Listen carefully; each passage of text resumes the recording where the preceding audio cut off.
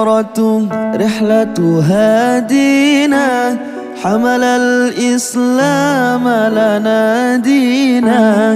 الهجرة رحلة هادينا، حمل الإسلام لنا دينا. فالسلام الله على الهادي، والكون يردد آمينا. فالسلام الله على الهادي، والكون يردد آمينا. رحل الصديق عن الدار في صحبة خير الأبرار. رحل الصديق عن الدار في صحبة خير الأبرار. صلوات الله تباركه، صلوات الله تباركه. ملأت الدنيا بالأنوار. صلوا على خير الأنام، خير الأنام المصطفى بدري، تمام بدر التمام. صلوا عليه وسلم وسلموا، يشفع لنا يوم الزحام يا هنانا. ظهر الدين المؤيد بظهور النبي أحمد. ظهر الدين المؤيد بظهور النبي أحمد. يا هنانا بمحمد، يا هنانا بمحمد. ذلك الفضل من الله، يا هنانا. الكون أضاء منك مكة شريفة. هيا بنا نسعى ونقبل كعبة المحروسة. اللهم إني أعوذ بجلال وجهك الكريم من كل شيطان رجيم. أنت العفو. Kita ingin mendapatkan keberkahan khususnya dalam beribadah. Insyaallah. Terima kasih Ustaz. Terima kasih. Alhamdulillah. Bapak Ibu sudah ada ini di depannya? Apa mau kita minum dulu bersama-sama? Ya. Atau mau dibungkus? Kita berdoa bersama yuk. Boleh Allahumma barik lana, tapi jangan lupa bismillah. Ya, ya Allahumma barik lana fima razaqtana wa qina adzabannar. Bismillah. Silakan. Saya juga ikut minum ya Pak Haji ya. Izin.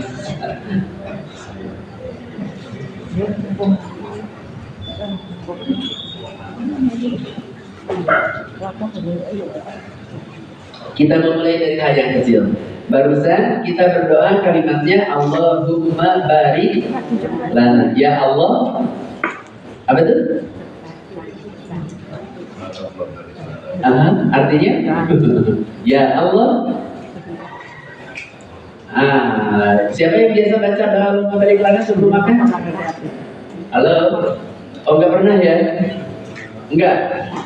Halo? Izin menyampaikan.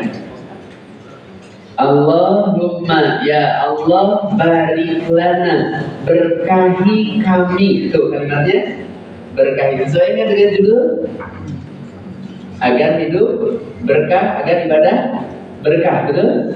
Jadi amalan kita ketika berkah, insya Allah senantiasa mendatangkan, kalaulah minum dan makan pasti mendatangkan kesehatan.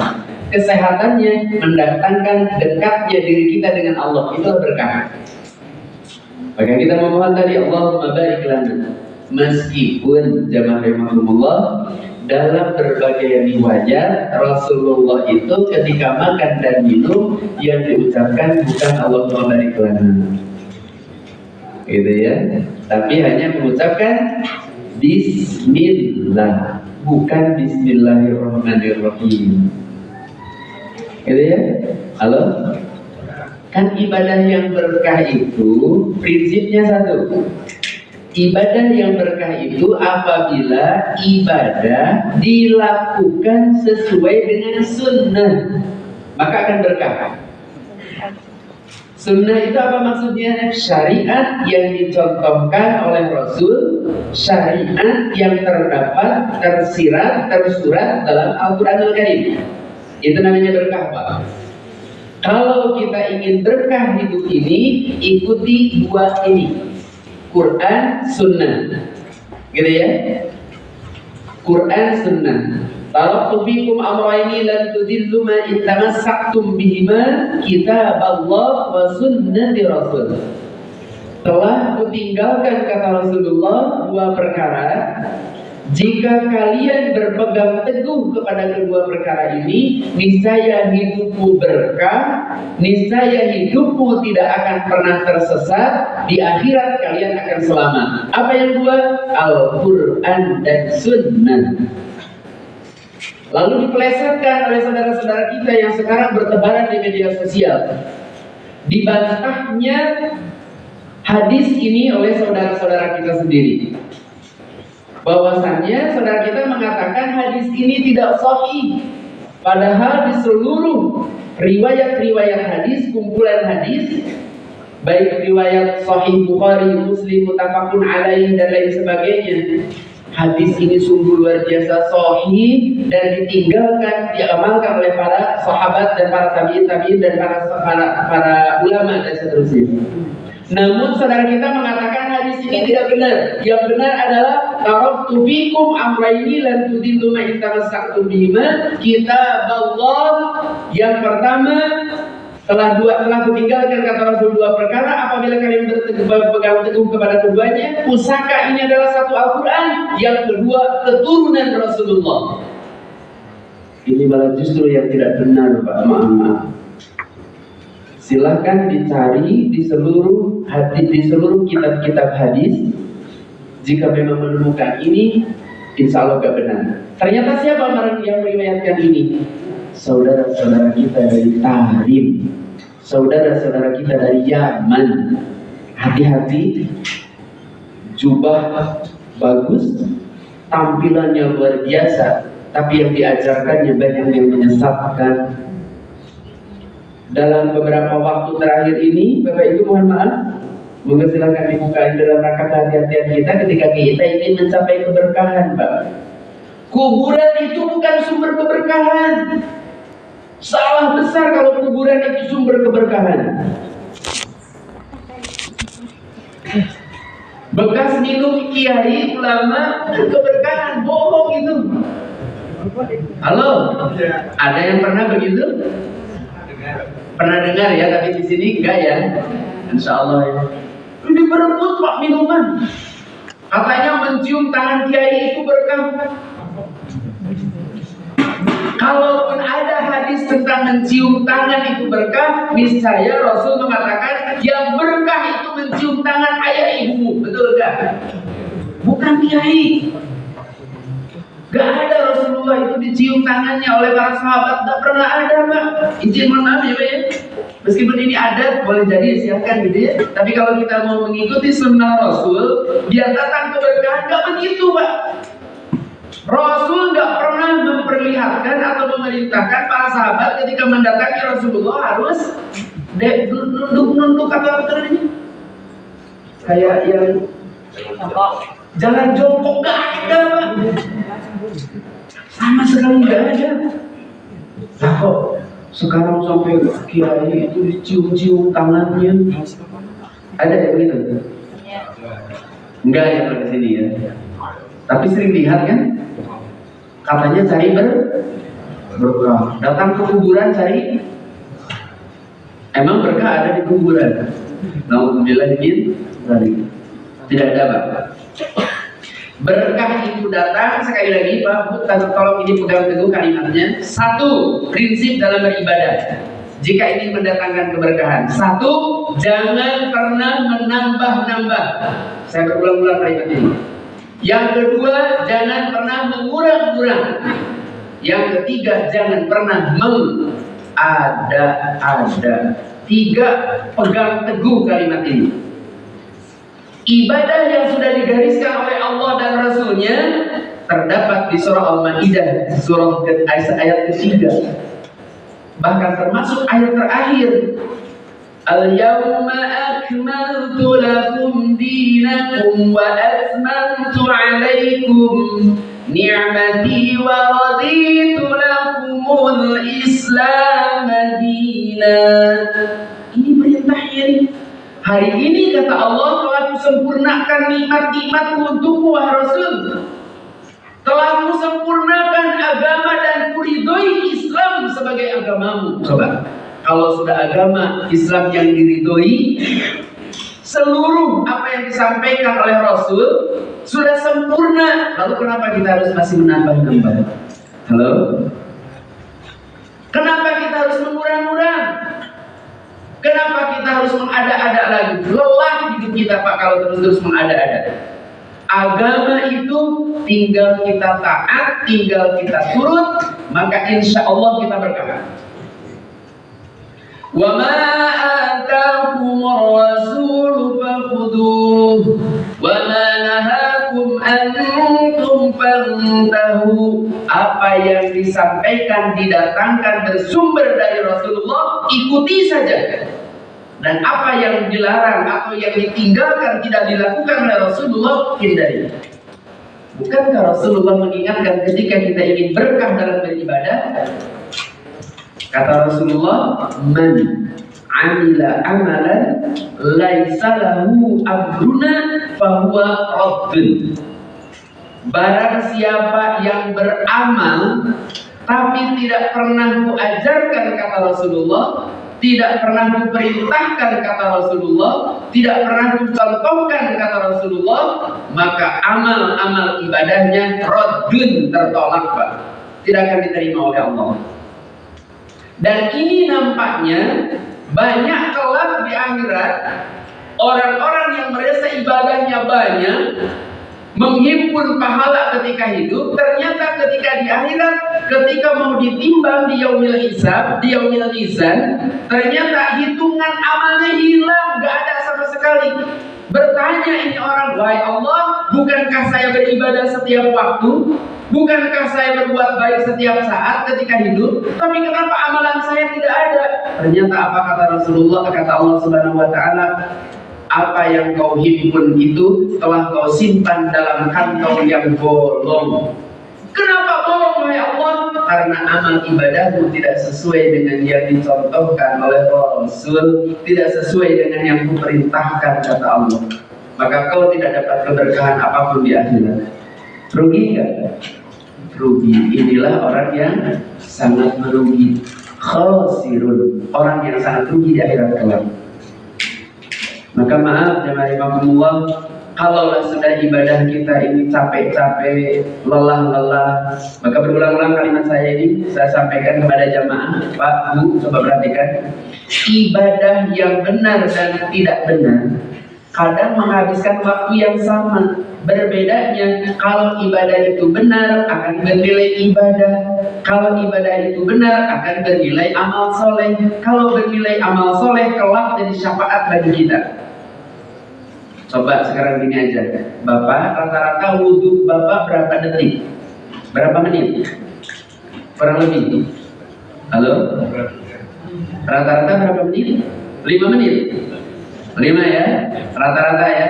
Sudah benar wudhunya belum? Halo? Halo? Wudhunya sudah benar belum?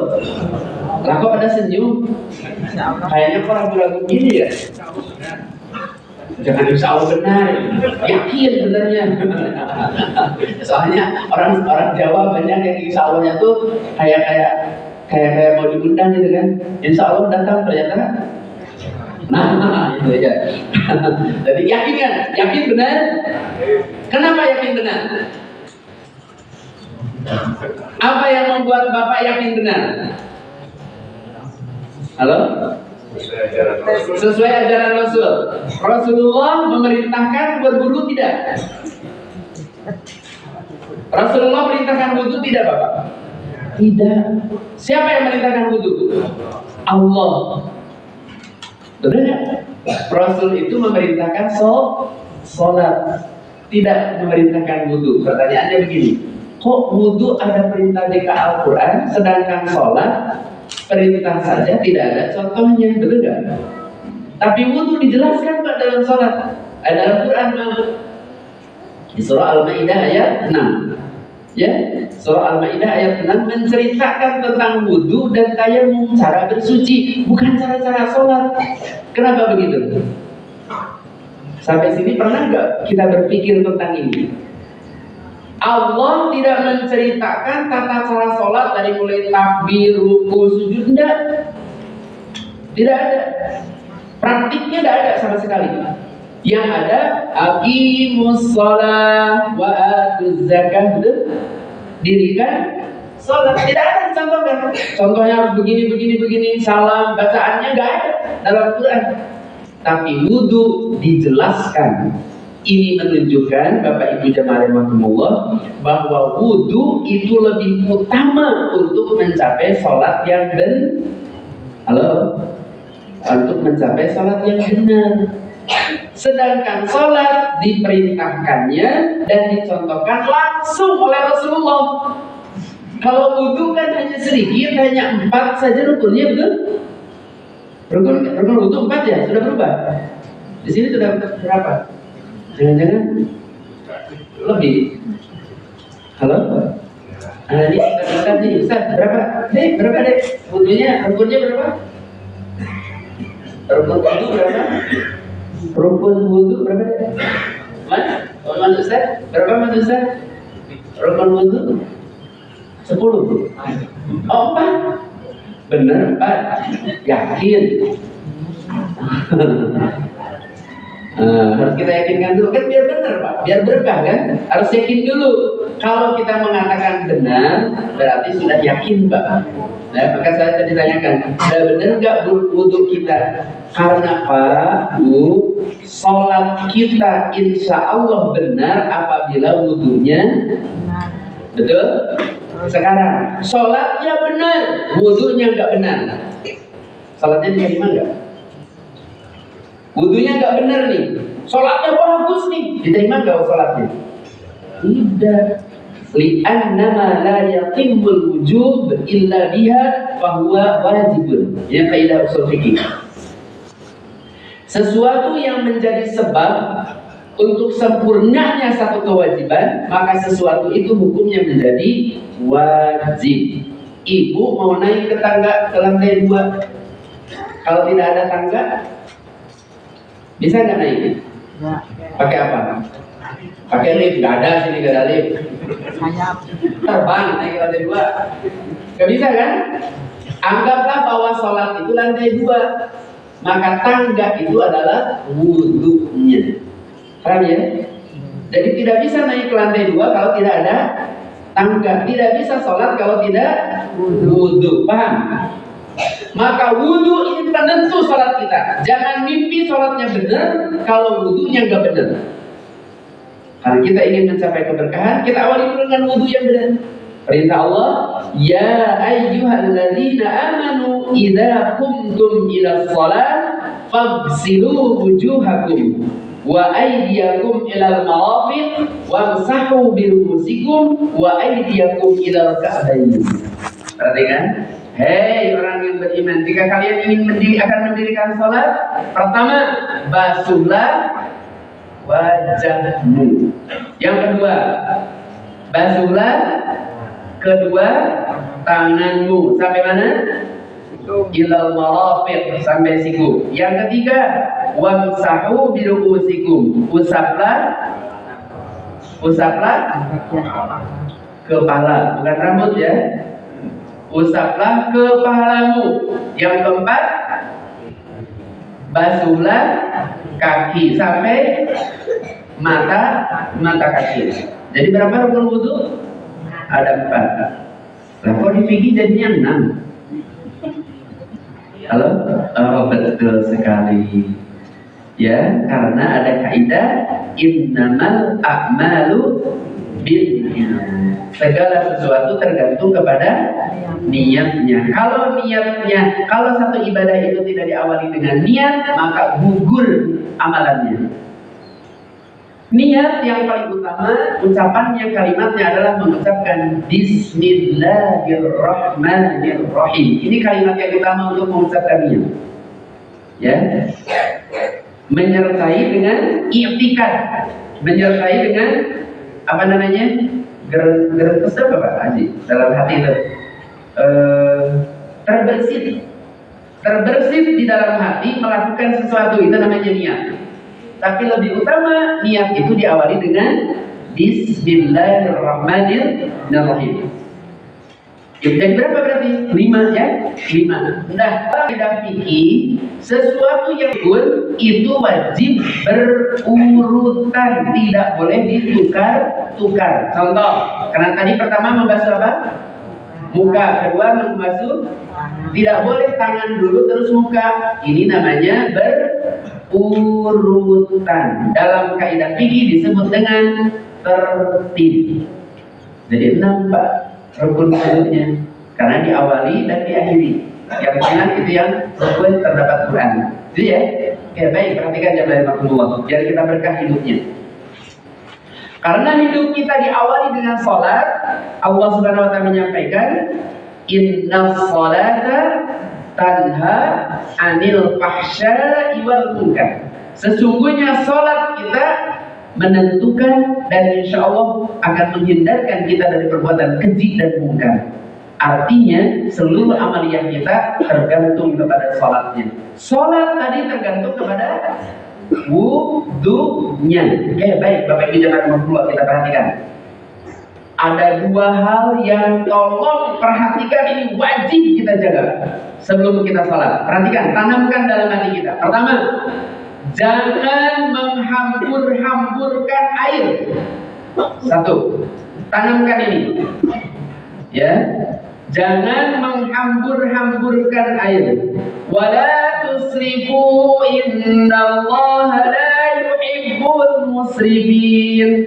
Janganlah kalian berlebih-lebihan menggunakan sesuatu termasuk air. Setetes air yang tidak kita gunakan terbuang sia-sia. Innal mubadzirina kana ikhwana syayatin innahu lakum aduwwum mubin. Yang kedua, jangan pernah membazirkan sesuatu. Berlebih-lebihan berarti melebihi dari kecukupan. Membazirkan tak terguna, tak ada manfaat yang kita lakukan dari apa yang kita pakai. Maka awas, setetes air yang terbuang sia-sia di akhirat akan meminta pertanggungjawaban kita. Jangan mengatakan di tempat kita kan air berlimpah, betul. Akan tetapi Rasul mencontohkannya tidak begitu. Maka izin lagi saya sampaikan, Rasul itu Bapak Ibu ketika berwudu mencukupkan 1 gayung Bapak Ibu. Bukan tidak ada air. Banyak air di Makkah, di Arab Saudi, akan tetapi Rasulullah menjaga kalimat yang tadi. Kalau sudahlah cukup, sudah. Maka Rasulullah, kenapa 1 gayung bisa cukup? Karena Rasulullah mengambil yang wajib, terkadang yang sunnahnya tidak semua. Dalam berwudu, sunnah itu membasuh berapa kali? 3 kali. Yang wajibnya berapa? 1 Pak. Yang wajib itu 1, yang kedua dan ketiga itu sunnah. Jika yang wajib 1 sudah merasa terpenuhi, yang sunnah kedua boleh lakukan, niatnya semata-mata menyempurnakan, yang ketiga pun menyempurnakan saja. Maka Rasul sampai bilang, jika ada umatku ketika berwudu membasuh lebih dari 3 kali, takkan kuanggap sebagai umatku. Falaisa minni, kata Rasulullah. Masya Allah, diancam Pak oleh Rasulullah. Bahkan termasuk lagi Pak, ketika wudu ada salah satu sahabat ketika berwudu membasuh kaki sampai ke tengah betis. Kata Rasulullah, gak kuanggap terus semangat ini. Tak kuanggap umatku kau besok. Kenapa wahai Rasul? Membasuhmu sampai betis itu melebihi batas, kata Rasulullah. Bahkan disebut betis itu kan batas ya. Jangan sampai ke situ. Karena apa? Kata Allah di dalam Al-Quran tadi, membasuh kaki itu sampai apa? Mata kaki. Mata kaki itu yang mana? Dia 2 mata yang di kiri kanan. Kalau sudah di atas itu sudah melebihi sampai ke atas, itu namanya berlebih-lebihan. Gak ku anggap musuh, gak ku abad umatku, kata Rasulullah. Masya Allah, diancam seperti itu Pak. Maka mari kita agar mendatangkan keberkahan, wudunya kita benarkan dulu. Kita awali dari membasuh muka. Mana batasan muka? Siapa yang suka wudunya seperti ini? Kalau wudu siapa? Ada? Halo? Kayaknya yang senyum ya. Pak, izin. Rasul itu tidak pernah mencontohkan wudunya seperti ini. 1. Yang kedua, perhatikan Pak. Masih banyak saudara-saudara kita ketika berwudu itu, gitu ya, bukan membasuh tapi mengucurkan. Contoh, mengucurkan, kerannya dibuka lalu ini mengucurkan Pak namanya. Nah, ini mengucurkan Pak, bukan membasuh. Perintah Allah itu fagsilu, basuhlah dan usaplah. Ada 2 nih Pak dalam wudu, ada basuh, ada usap. Apa bedanya membasuh dan mengusap? Halo? Halo? Selama ini membasuh dan mengusap atau jangan-jangan membasuh semua? Halo? Ada 3 yang dibasuh, 1 yang diusap. Halo? Jadi bedanya membasuh dan mengusap? Ya itu ya, baik, terima kasih. Apa? Masya Allah, tabarakallah. Bu, Pak, membasuh itu prinsipnya nih, air yang mau digunakan tampung dulu di kedua tangan atau sebelah tangan. Ini namanya membasuh. Baru disiramkan. Dan tangan jangan lepas ketika anggota yang mau dibasuh. Misal, maaf, saya ambil begini, jangan gitu. Atau jangan itu namanya disiramkan. Ini sudah gugur, tidak kena lagi yang mau dibasuh. Membasuh itu ambil airnya, saya lihatkan ini. Siramkan ke wajah, lalu ini tangan masih menempel di wajah, lalu mengusap Pak. Nah ini namanya membasuh. Nah bisa dengan 1 tangan. Jangan lepas Pak. Kalau lepas itu sudah hilang kesempurnaan. Gitu ya. Halo. Jadi masih ada ya? Ada ya, insya Allah ya. Tapi nggak apa-apa ya. Kan kita mencari keberkahan biar benar dan dia. Maka kita malam pagi ini kita coba ya. Perhatikan Pak, batas dulu Pak. Bedanya membasuh dan mengusap adalah kalau membasuh airnya ditampung lalu disiramkan dan tangan ikut mengusap. Itu namanya membasuh. Sedangkan mengusap, tampung airnya lalu cipratkan. Sisanya yang ada di sini untuk mengusap. Maka mengusap hanya ada 1 ketika mengusap ke kepala. Bayangkan kalau kepala tidak diusap, perlu dibasuh, airnya tampung lalu dimandi namanya. Tapi ada yang begitu? Ini kan siang hari, tengah hari kan enak gitu ya. Airnya ginian, nggak bener itu. Keluar dari aturan, gak datang keberkahan, gitu ya. Nah, yuk perhatikan. Sudah ya bedanya membasuh dan mengusap sudah? Jadi apa tadi bedanya? Membasuh airnya ditampung lalu disiramkan kemudian diikuti dengan mengusap. Ini namanya membasuh. Kalau mengusap, tampung airnya lalu dicipratkan, dibuang, lalu sisanya yang digunakan untuk mengusap. Itu ya prinsip. Yang kedua, yuk kita lihat wajah. Mana yang dimaksud wajah? Perhatikan. Karena banyak yang wudunya nggak sempurna karena ada sebagian anggota sebagian dari wajah itu tidak terbasuh. Perhatikan Pak. Bu, ibu terutama nih awas.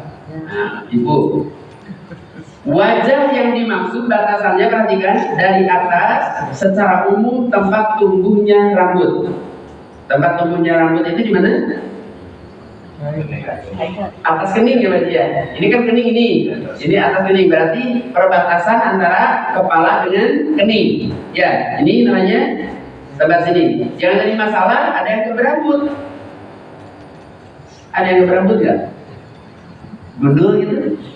Atau botak gitu ya? Itu bagaimana? Ya batasan umum. Batasan umum seperti ini di sini ya, kurang lebih. Ini ya di sini. Nah, sudah suruh? Sudah suruh? Belum. Suruh. Kok cepet banget Haji? Sebentar kalau saya suhunya 350, terbitnya 506. Ini baru terbit. Suruh itu 10 sampai 20 menit setelah terbit. Jadi ini bukan nggak boleh kalau ketika terbit nggak boleh melaksanakan sholat. Syuruk itu harus dalam ini dulu 10 menit paling tidak sampai 20 menit. Gitu ya. Izinnya nggak apa-apa kalau seru kan? Atau sampai duhur? Saya sampaikan dulu ya. Di belum saya wudhu dulu aja. Kita lanjut Pak. Perhatikan batas wajah. Perhatikan dari atas tumbuhnya rambut. Lihat ke kiri dan ke kanan. Ini lurus ke sini. Ada di kiri dan kanan tumbuh daging di telinga kecil ini. Ada ya? Nah, pegang. Nah, ada ya. Kalau nggak ada, pegang dulu. Nah, turun lagi Bapak Ibu ke tulang rahang ini. Turun lagi ke bawah tulang dagu. Maka ini dari sini ke sini wajib kena usapan dari basuhan tadi. Maka caranya perhatikan Bapak Ibu. Izin Anda lah ini air.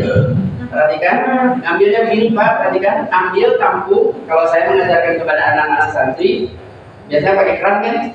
Kerannya dibuka, ambil. Kalau misalnya ini tutup dulu kerannya.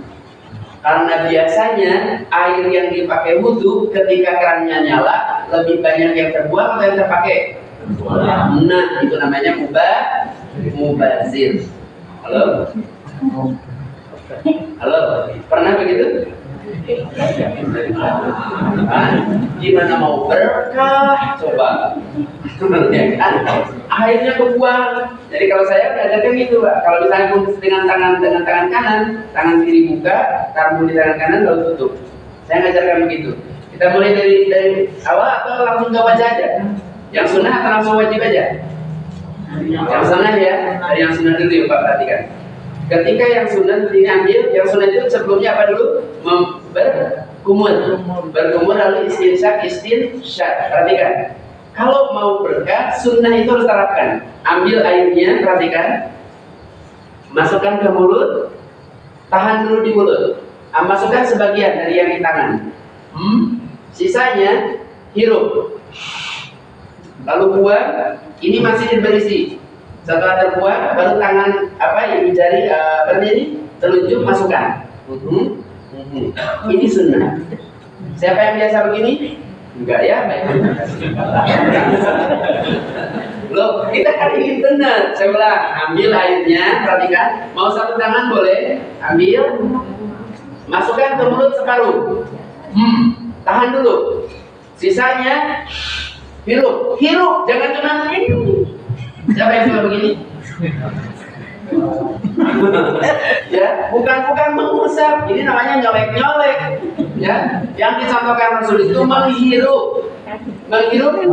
Tidak harus selalu sampai kencang-kencang, nggak usah. Tapi kalaupun sampai terasa nyut ke sini, insya Allah jadi berkah, jadi obat. Gitu ya. Kalau sampai pernah terasa sampai menghirup, karena nggak pernah dihirup ya, dan nggak pernah merasakan. Coba dihirup sekali-kali Pak. Dan ini memang seharusnya begitu. Saya ulangi, ambil. Kalau misalnya dipakai tangan kanan saja, tutup, hirup, kumur-kumur dulu. Lalu dihirup, buang, yang sisanya buang. Boleh dilakukan sekali lagi berapa? 3 kali. 1 kali sudah cukup? Sudah cukup.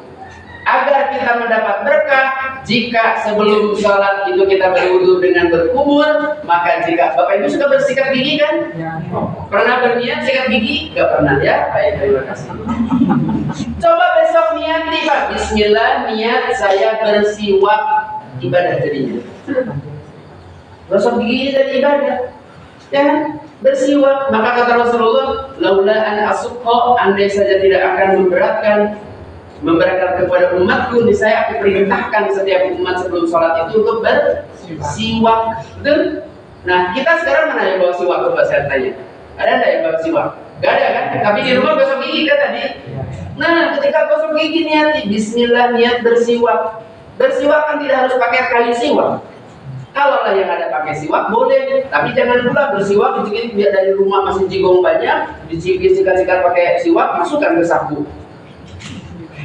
Kalau ada yang begitu, bukan begitu maksudnya. Dari rumah sikat gigi dulu, bersiwak itu hanya untuk menyempurnakan saja kalau ada sisa-sisa kotoran. Gitu ya maksudnya ya. Nah, jadi yang senang. Kemudian berikut, setelah membasuh, berkumur, kemudian menghirup air, kemudian setelah itu membasuh muka ya. Perhatikan, membasuh muka caranya begini. Satu kali yakin 100% benarnya. Perhatikan, ambil airnya, tutup dulu. Ini air kan, tutup kerannya nih. Kalaulah tidak ada air yang kerannya masih nyala, sekarang Bapak Ibu ada di sini Jogja Citimun. Ada yang pernah di Jogja? Halo, CCM. Coba Bapak masuk ke situ. Di WC itu kalau Bapak giniin airnya nyala betul? Kalau diginiin, nah beli di rumah kerannya seperti itu. Loh, kan biar hemat. Loh, airnya nggak terbuang loh Pak. Karena diginiin, saya nampung diginiin gila berhenti loh. Halo, ini sunnah nih. Yang nemukan malah bukan orang Islam loh, Pak, yang keran seperti ini ya. Alhamdulillah. Kita besok saya cek ke rumah jangan sudah ada itu ya. Ambil Pak airnya, tutup dulu. Setelah itu perhatikan. Membasuhnya seperti ini caranya Pak. Perhatikan, ujung-ujung jari sampai ke batas ini. Perhatikan. Kemudian tarik ke sisi kanan, ibu jari ke belakang telinga. Seperti ini. Kemudian dibalik lagi ke sini dulu. Nah, sela-sela ini. Sela-sela mata. Sela-sela mata. Kemudian dari atas. Sempurna Pak, insya Allah. Satu kali cek kalau tidak basah semuanya. Percaya apa saya? Lah kalau membasuhnya begitu, siapa yang suka begitu? Ya masih ada lah ya. Oke, yang pertama. Yang kedua, ingat sekali lagi, jangan ini pakai keran nih, pakai shower nih. Pakai shower kan dari atas sih, butuhnya begini, ini wajahnya digini atau begini-gini. Ada yang begitu? Agak benar Pak. Itu bukan membasuh, namanya mengucurkan. Kalau membasuh itu tetap harus dari tangan, meskipun dari shower tampung dulu di tangan. Baru seperti ini, gitu ya. Halo? Ya. Ini mentang-mentang airnya di rumah kolamnya gede, nyebur di kolam. Ini udah selesai wudhu. Gak boleh. Meskipun di kolam tetap harus diangkat dulu Pak. Ini namanya membasuh. Paham ya sampai sini? Ya. Oke, baik, kita lanjut. Yang kedua, membasuh tangan. Perhatikan. Membasuh tangan, ambil airnya. Perhatikan, tutup dulu kerannya. Perhatikan. Ketika yang kanan, kucurkan seperti ini. Dan diikuti dengan basuhan. Perhatikan. Kalau saya biasanya pakai gini, ya, jadi untuk memudahkan. Dan air ketika ini akan dua, ke sini ada, ke belakang ada airnya yang mengalir. Perhatikan, ambil, ikuti dengan basuhan. Perhatikan sampai ke sini. Tangan harus sampai gini. Nah, kalau tangan kiri tidak sampai begini, yakin sebagian di belakang ini nggak bakal kebasuh Pak. Sampai sini baru dibalik. Perhatikan. Nah, satu kali basah semua. Ambil lagi yang kiri, basuh lagi seperti ini. Kalau masih dibuka begini, lalu dia ke belakang kan. Nah, dari sini Pak, perhatikan. Lalu dibalik. Ada yang biasa seperti ini wudhunya? Belum. Alhamdulillah. Kenapa Pak? Ya, kanan dulu. Oh iya betul, karena yang depan kan sudah ada alirannya ya Pak, yang belakang. Yang depan dulu juga boleh, yang belakang dulu boleh. Jadi kedua-duanya boleh ya. Yang belakang, kalau saya membiasakan dari bawah aja dulu yang enak.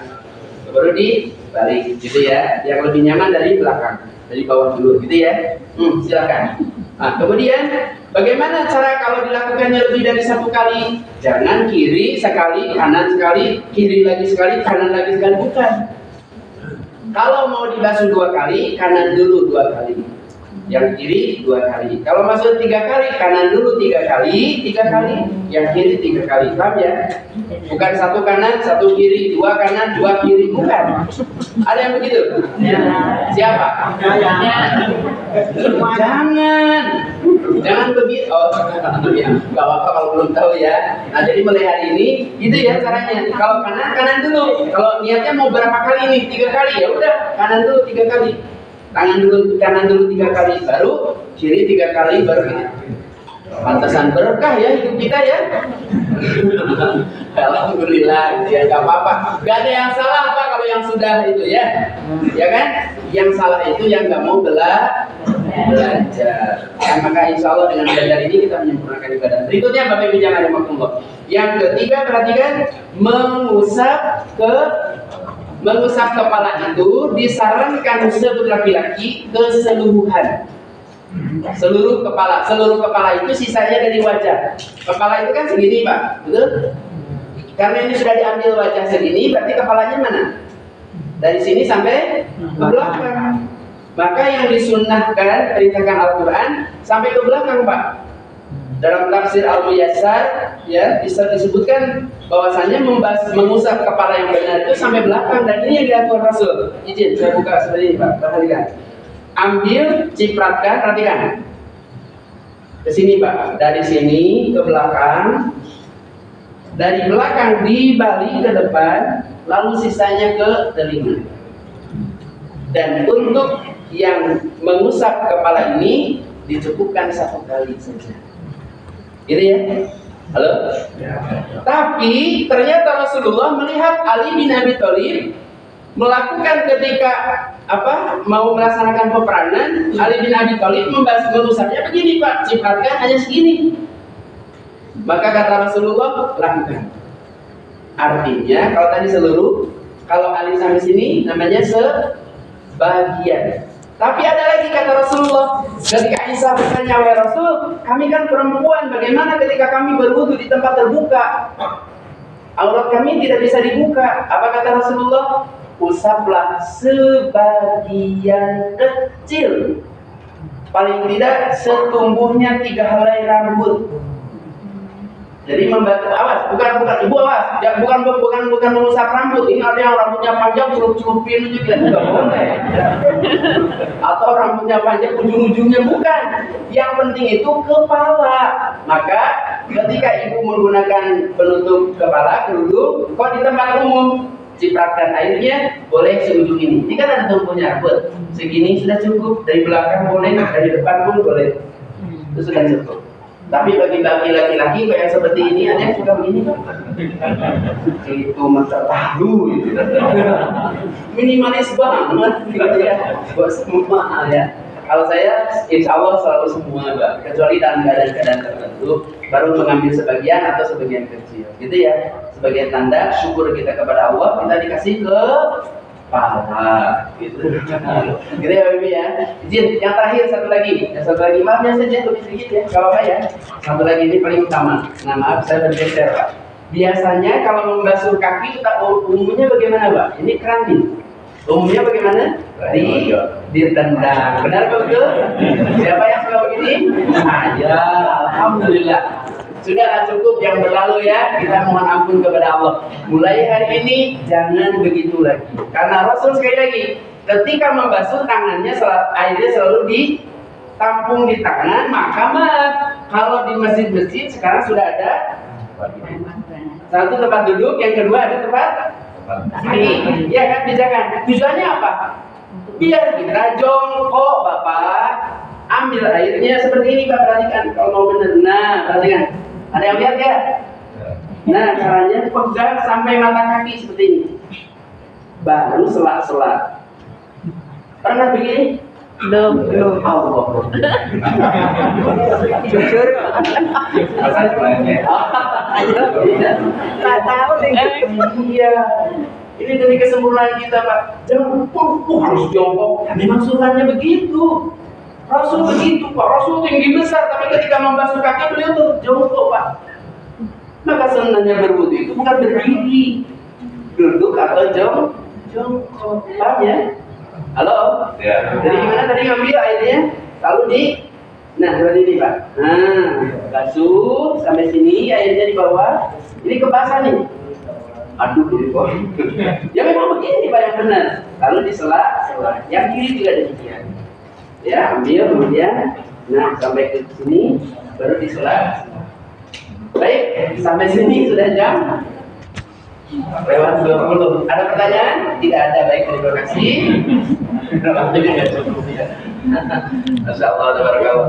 Mohon maaf ya, nggak ada tanya jawab dulu ya, karena waktunya udah habis. Kita baru benar menyampaikan wudhu doang ini. Ya, ini pun wudhu belum sempurna, Pak. Ada yang belum kita bahas. Kapan lagi? Kalau sadari kita bahas lagi tahun depan ya. Kelamaan. Nanti sholatnya tambah nggak sempurna kan sayang. Iya, kalau usia kita sampai setahun lagi. Kalau enggak, nah, itu ya kan sayang, gitu ya. Maka jazakumullah, sekali lagi kita memohon kepada Allah Subhanahu wa taala. Tadi kalimatnya Allahumma inna nas'aluka ilman nafi'an, ya Allah, kami memohon kepadamu ilmu yang bermanfaat, wa rizqan thayyiban, rezeki yang baik, wa amalan, bagaimana amal diterima kalau enggak benar. Amal diterima itu kalau benar, gitu ya. Dan kebenaran insya Allah akan mendatangkan keberkahan.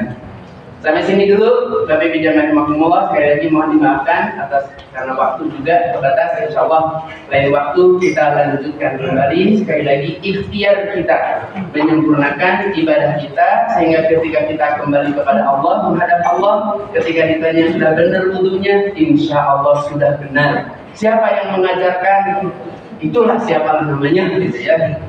Pokoknya belajarnya bersama, gitu ya.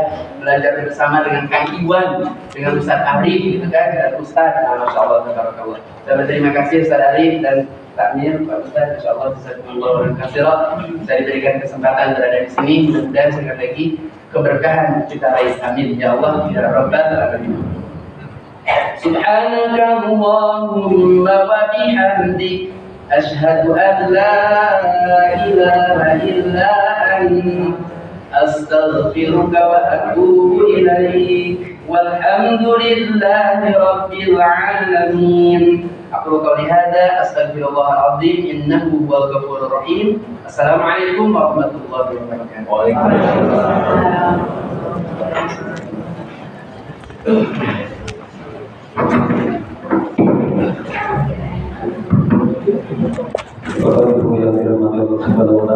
Alhamdulillah sudah kita ikuti dan syukur berjamaah pada pagi hari ini.